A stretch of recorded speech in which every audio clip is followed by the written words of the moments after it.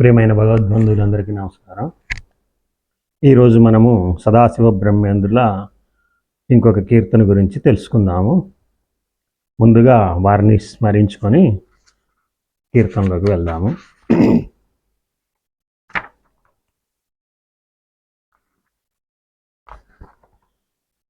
యత్పాదస్మరణం సమస్త జగతాం సర్వార్థ సిద్ధిప్రదం యన్నామశ్రవణం విశుద్ధ మనసాం జ్ఞానప్రదం యోగినాం యత్కారుణ్య కటాక్ష వీక్షణం అహో సంసార సంతారణం తం సర్వేషం అనంతమాజ్యం అమలం శ్రీ సదాశివేంద్రం భజేత్. ఈరోజు మనం తెలుసుకోబోయేటువంటి కీర్తన సర్వం బ్రహ్మమయం, రే సర్వం బ్రహ్మమయం అనేటువంటి కీర్తన గురించి తెలుసుకుందాము. అయితే దానికంటే ముందుగా అసలు ఈ బ్రహ్మము అంటే ఏంటి, అది ఏ విధంగా సర్వంలో నిండి ఉన్నది అనేటువంటిది తెలుసుకుందాం. బ్రహ్మము అంటే బృహత్, అంటే అంతటా వ్యాపించి ఉన్నది, దాన్నే బ్రహ్మము అంటారన్నమాట. అయితే దాన్నే భక్తులు భగవంతుడని, జ్ఞానులు యోగులు వీళ్ళేమో బ్రహ్మము అని అంటారన్నమాట. అయితే దానికి మనం చూసినట్లయితే ఈ యొక్క పురుష సూక్తం ఏం చెప్తుందో చూసినట్లయితే సహస్ర శీర్ష పురుష సహస్రాక్ష సహస్రపాత్ సభూమిం విశ్వతో వృత్వ అత్యతిష్టదశాంగులం అని చెప్తుంది అనమాట. అంటే ఆయన అనేకమైనటువంటి శీర్షములు అంటే తలలతోటి, సహస్ర శీర్ష పురుష సహస్ర అక్ష అంటే అనేకమైన కళ్ళు. ఇక్కడ సహస్రం అంటే న్యూమరికల్గా వెయ్యని కాదు, అనేకము ఇన్ఫినిట్ అని చెప్పుకోవాలన్నమాట. సహస్రాక్ష సహస్రపాత్ అంటే అనేకమైనటువంటి అనంతమైన పాదాలతోటి, సహస్ర శీర్ష పురుష సహస్రాక్ష సహస్రపాత్ సభూమి విశ్వతో వృత్వ అత్యతిష్టదశాంగులం అంటే ఈ భూమండలం అంతా వ్యాపించి దశ దిక్కులా కూడా అంతటా కూడా ఆయనే ఉన్నాడు. సహస్ర శీర్ష పురుష సహస్రాక్ష సహస్రపాత్ సభూమిం విశ్వతో వృత్వ అత్యతిష్టదశాంగులం అని చెప్తుంది అనమాట. అంటే దశ అంగుళం అంటే ఇక్కడ అంగుళాలు అడుగులు అని కాదు, అంగుళం అంటే దిక్కులు అని అనమాట. దశ దిక్కులు అంటే ఏంటి? ఉత్తరము, దక్షిణము, తూర్పు, పడమర, ఈశాన్యము, నైరుతి, వాయవ్యం, ఆగ్నేయము, కింద, పైన అంటే భూమి ఆకాశాల మధ్యలో అంతటా కూడా ఆయనే వ్యాపించి ఉన్నాడు అని చెప్తుందన్నమాట. దాన్నే పురుష సూక్తంలో పురుషుడు అని చెప్తారనమాట. తర్వాత రుద్ర సూక్తంలో తర్వాత ఈశావాస్యోపనిషత్తులో ఏం చెప్పుద్దంటే ఈశావాస్యమిదగం సర్వం యత్కించ జగత్యాం జగత్తేన త్యక్తేన పుంజీదమాగృధ కశ్యసిద్ధనం అని అంటాడనమాట. అంటే ఇదంతా కూడా ఈశ్వరుడితోటే పరివ్యాప్తమై ఉంది. ఈశావాస్యం ఇదగం జగత్ యత్కించ జగత్యాం జగత్ అంటే ఈ జగత్తు మొత్తంలో కొద్దిగా కూడా ఖాళీ లేకుండా యత్కించ జగత్యాం జగత్ అంటే మొత్తం కూడా ఆయనే నిండి ఉన్నాడు అని చెప్పుద్ది అనమాట. దానికి ఎలాబరేషన్ లాగా మనకి రుద్ర సూక్తం కూడా చెప్తుంది అనమాట. ఎందుకంటే ఇది రుద్ర సూక్తం అంటే మీ అందరికీ తెలుసు, ఇది ప్రతి శివాలయంలో కూడా అభిషేకం చేసేటప్పుడు దాన్ని వాళ్ళు ఏదో 11 సార్లు ఎన్నిసార్లు రుద్ర సూక్తాన్ని అటువంటిది పారాయణ చేస్తూ ఉంటారు, పఠిస్తూ ఉంటారు. ప్రతి దాంట్లో రుద్ర సూక్తాన్ని చాలా సందర్భాల్లో వాళ్ళు వాడుతూ ఉంటారు, రుద్రహోమం చేస్తారు. అట్లా ఈ విధంగా ఆ రుద్ర సూక్తంలో కూడా అక్కడ వారు ఏమంటారంటే మీకు వచ్చి ఒకటే మంత్రం అని చెప్తాం, మొత్తం అవన్నీ చాలా ఉంటుంది.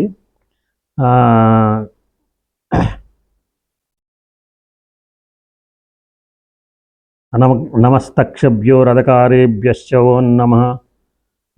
నమః కులాలేభ్య కర్మారేభ్యశ్చవో నమః అంటాడనమాట. అంటే ఈ యొక్క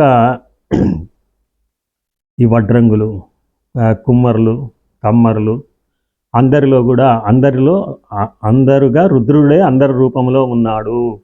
అంటే అలా అక్కడనే కాదు, నమో వృక్షేభ్యో అరికేశేభ్యో అని చదువు అంటే వృక్షాల రూపంలో, జంతువుల రూపంలో, మనుషుల రూపంలో, తర్వాత ఏంది రాళ్ళు కొట్టేవాళ్ళ రూపంలో, కూలోళ్ళ రూపంలో, అందరి రూపంలో. అంటే ఇది మొత్తం కూడా ఈ సృష్టి మొత్తం కూడా ఈ యొక్క పశుపక్షాదులే కాకుండా, మనుషులే కాకుండా, వృక్షాలే కాకుండా ఈ అందరూ కూడా మనుషుల్లో కూడా విభిన్న వర్గాల వాళ్ళు, విభిన్న వృత్తుల వాళ్ళు అందరూ కూడా రుద్ర రూపాలే. అని చెప్పడం అంటే అంతటా కూడా ఆ రుద్రుడే ఉన్నాడు. మనకి ఈశావాస్యోపనిషత్తు కానీ ఇది కానీ ఏం చెప్పుద్ది, ఆ రుద్రుడే అంతటా ఉన్నాడు అని చెప్తుంది అనమాట. అట్లనే ఇప్పుడు ఏ అమ్మవారిది బుక్ చదవన్న చదువుతున్నాం అనుకోండి, ఏదో దుర్గా సప్తశతనో లేకపోతే దేవి భాగవతనో, వాళ్ళు ఏం చెప్తారు, అంతా అమ్మవారే ఉంది అని చెప్తారనమాట. అంతా ఆ సర్వం శక్తిమయం జగత్ అంటారనమాట వాళ్ళు. వైష్ణవులు ఏం చెప్తారు, సర్వం విష్ణుమయం జగత్ అంటారనమాట.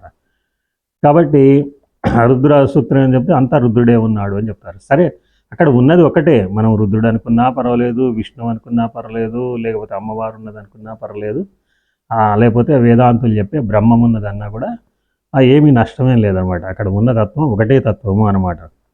మనకి బ్రహ్మసూత్రాలు కూడా ఏం చెప్తుందంటే, బ్రహ్మని సూచకాని వాక్యాన్ని బ్రహ్మసూత్రాన్ని అంటాడు అనమాట. అంటే ఆ భగవంతుడిని, బ్రహ్మాన్ని, భగవంతుడిని సూచించే వాక్యాలు బ్రహ్మసూత్రాలు అంటారు.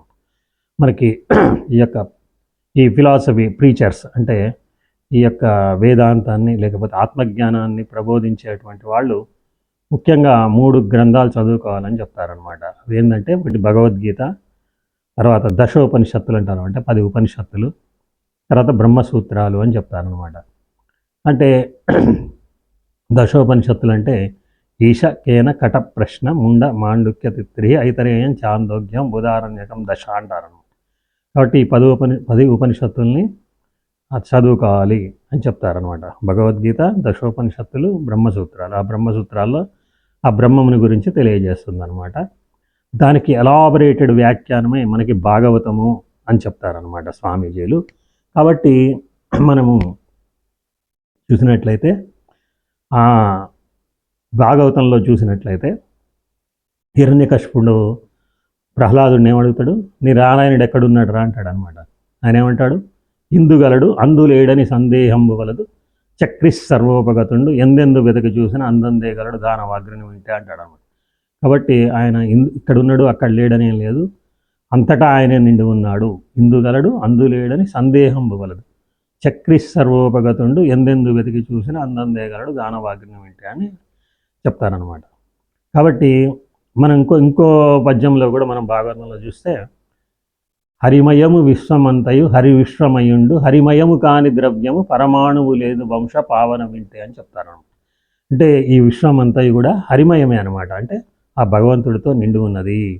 హరిమయము విశ్వమంతయు హరి విశ్వమయుండు హరిమయము కాని ద్రవ్యము పరమాణువు లేదు వంశ పావన వింటే. అంటే ఒక చిన్న పరమాణువులో కూడా హరిమయము కాని ద్రవ్యము అంటే ఆ యొక్క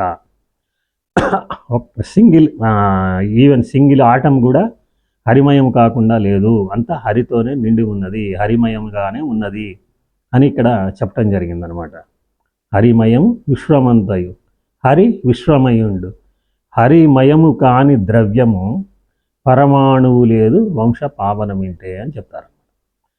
కాబట్టి మనం తెలుసుకోవాల్సింది ఏంటంటే, ఇక్కడ వేదాంతులు చెప్పే బ్రహ్మం కానీ, లేకపోతే శైవులు చెప్పే ఈశ్వరుడు లేకపోతే రుద్రుడు కానీ, లేకపోతే సర్వం విష్ణుమయం జగత్ వైష్ణవులు చెప్పే ఎంత కూడా విష్ణువే నిండి ఉన్నాడు అని చెప్పేటువంటిది కానీ, లేకపోతే ఆ అమ్మవారిని పూజించేవాళ్ళు సర్వం శక్తిమయం జగత్ అని చెప్పినా కానీ, ఈ అన్నిటి యొక్క అంతరార్థం ఎవరు ఏ పేరు పెట్టి పిలిచినా కానీ, ఎవరు ఏ పేరుతో చెప్పినా ఒక పవర్, ఒక చైతన్యం, ఒక కాన్షియస్నెస్ అనేటువంటిది ఉన్నది.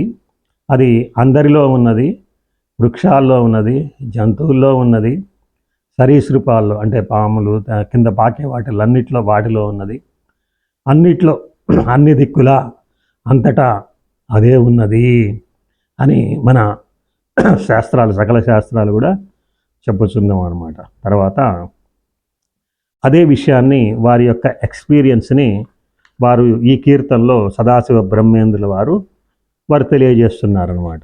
వారు ఇక్కడ ఏమంటున్నారంటే, సర్వం బ్రహ్మమయం రే రే సర్వం బ్రహ్మమయం సర్వం బ్రహ్మమయం రే రే సర్వం బ్రహ్మమయం. అంటే సర్వమును బ్రహ్మమే, చూడుము సమస్తమును బ్రహ్మమే. కిం వచనీయం కిమవచనీయం కిం వచనీయం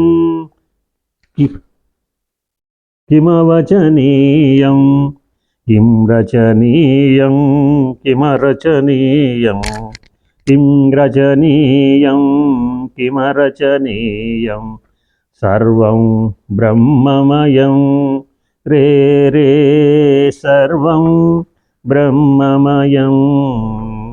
అంటే కిం వచనీయం అంటే పఠింపదగినది ఏమున్నది, కిం అవచనీయం పఠింపకూడనిది ఏమున్నది, కిం రచనీయం కిమరచనీయం అంటే కిం రచనీయం అంటే వ్రాయవలసినది ఏమున్నది, కిం అరచనీయం వ్రాయకూడనది ఏమున్నది. సర్వం బ్రహ్మమయం రే రే సర్వం బ్రహ్మమయం అని చెప్తున్నారు. దాన్నే వారు ఇంగ్లీష్లో ఏం చెప్తున్నారో చూసినట్లయితే ట్రాన్స్లేషను కిం వచనీయం కిమవచనీయం what is there to be taught, what is there not to be taught.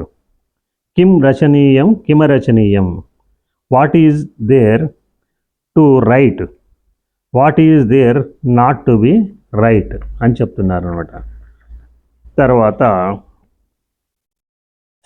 కిం పఠనీయం కిమపఠనీయం కిం భజనీయం కిం అభజనీయం సర్వం బ్రహ్మమయం రే రే సర్వం బ్రహ్మమయం. కిం పఠనీయం అంటే పఠించదగినది ఏమున్నది, కిం అపఠనీయం పఠించకూడనిది ఏమున్నది, కిం భజనీయం కిం అభజనీయం అంటే భజింపవలసినది ఏమున్నది, కిం అభజనీయం భజింపకూడనిది ఏమున్నది. సర్వం బ్రహ్మమయం అంతా బ్రహ్మమే కదా ఉన్నది. కిం బోధ తర్వాత దీనికి ఇంగ్లీష్ ట్రాన్స్లేషన్ చూసినట్లయితే కిం పఠనీయం కిమపఠనీయం అంటే పఠించదగినది ఏమున్నది పఠించకూడనిది ఏమున్నది. What is there to be read, what is there not to be read. కిం భజనీయం కిం అభజనీయం అంటే is there to be served, what is there not to be served. తర్వాత కిం బోద్ధవ్యం కిమబోద్ధవ్యం కిం బోద్ధవ్యం కిమబోద్ధవ్యం కిం భోక్తవ్యం కిం అభోక్తవ్యం అంటే కిం బోద్ధవ్యం కిమ అభోక్తవ్యం అంటే what is there to be known, what is there there not to be known. బోద్ధవ్యం అంటే తెలుసుకోవడం అనమాట. కిం భోక్తవ్యం కిం అభోక్తవ్యం what is there to be enjoyed అంటే భోక్తవ్యం అంటే భోగించడం అనమాట. What is there not to be enjoyed. కాబట్టి మనము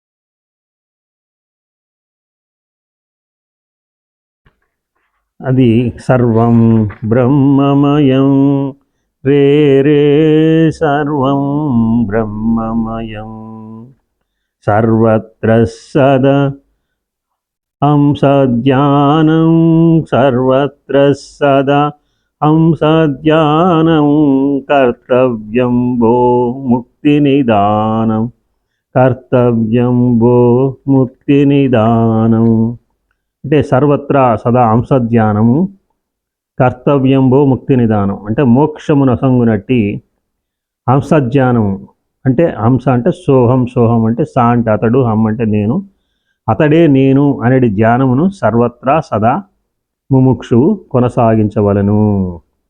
దానికి ట్రాన్స్లేషన్ ఏం చెప్తున్నారంటే behold one who understands with certitude అంటే certainly that everything is Brahman becomes meditative as it is the only path to blessedness.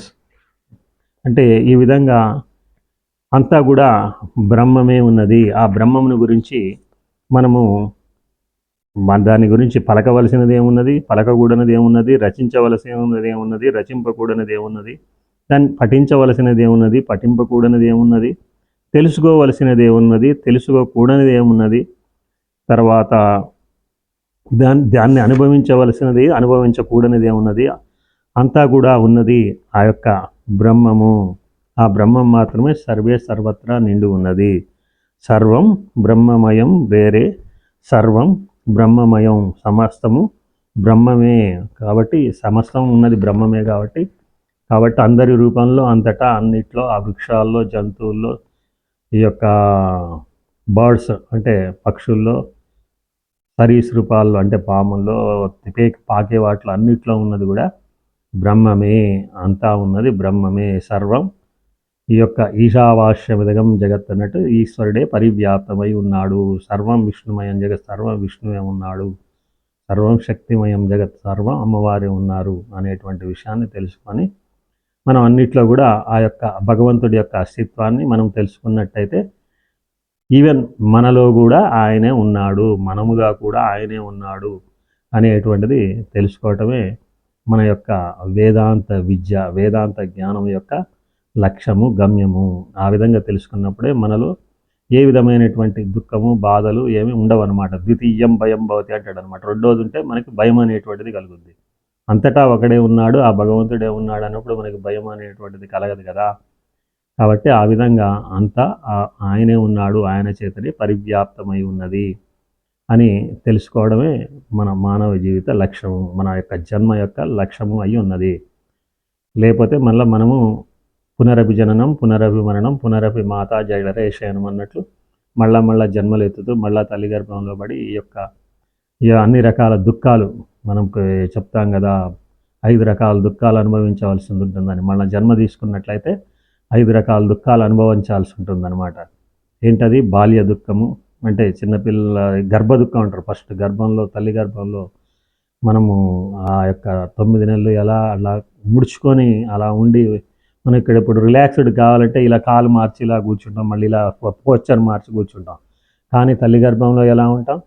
అదే కాళ్ళు చేతులు ముడుచుకొని కూర్చుంటాం. మనం ఎక్కడైనా లేడీ గైనకాలజిస్ట్ డాక్టర్ దగ్గర పోయి వెయిటింగ్ హాల్లో చూస్తే ఎలా ఉంటుంది? ఆ విధంగా తల్లి గర్భంలో ముడుచుకొని ఉండాలన్నమాట. తర్వాత బాల్య దుఃఖం అంటారనమాట. అంటే చిన్నపిల్లలు అప్పుడు తలనొప్పి, చెవి నొప్పి ఏదొచ్చినా కూడా ఆ దుఃఖాలను అనుభవించాలన్నమాట. మనం ఎవరింట్లో పుట్టినా సరే, ప్రైమ్ మినిస్టర్ ఇంట్లో పుట్టినా, చీఫ్ మినిస్టర్ ఇంట్లో పుట్టినా 5 రకాల దుఃఖాలు అనుభవించాల్సి ఉంటుందన్నమాట. ఏది బాల్య దుఃఖం అంటే తలనొప్పి, కడుపు నొప్పి ఏదొచ్చినా కూడా చెప్పలేకపోతే తల్లి ఏదో ఆగలేదుందో అని పాలు పట్టిస్తుంది. లేకపోతే డాక్టర్ దగ్గర తీసుకొచ్చి చిల్డ్రన్ స్పెషలిస్ట్ కూడా ఏదో ఎక్స్పెక్ట్ చేసి రాసిస్తాడు, తగ్గితే తగ్గినట్టు, లేకపోతే లేదనమాట.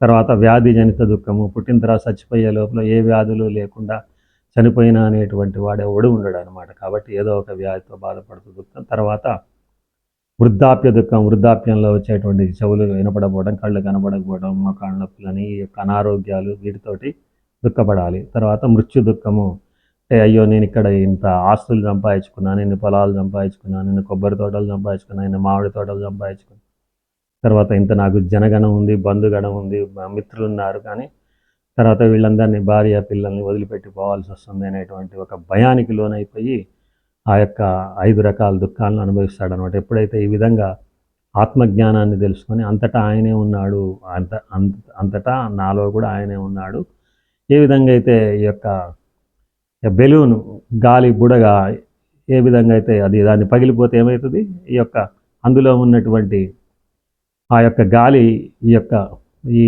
ఇందులో ఉన్నటువంటి ఈ యూనివర్స్లో ఉన్నటువంటి ఈ గాలిలో కలిసిపోతుందో, అదేవిధంగా ఇందులో ఉన్నటువంటి చైతన్యం అంటే ఈ ఇండివిజువల్ చైతన్యం, ఇండివిజువల్ కాన్షియస్నెస్ యూనివర్సల్ కాన్షియస్ విశ్వ చైతన్యంలో కలిసిపోతుంది.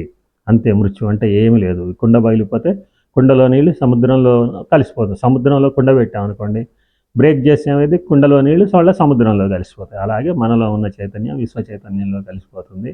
అంతే. మళ్ళీ తర్వాత మళ్ళీ ఒక జీవి కర్మానుసారం మళ్ళీ జన్మలు తీసుకుంటుంది. లేకపోతే జన్మరాహిత్యం కలిగి ఆ యొక్క విష్ణువు భక్తులు అయితే ఏదో వైకుంఠమో, లేకపోతే శైవ భక్తులు అయితే కైలాసంలోనో ఆడ ఉండిపోతారు ఆ యొక్క ప్రమద గణాలతోటి, లేకపోతే విష్ణు పార్షదులతోటి అని చెప్తారనమాట.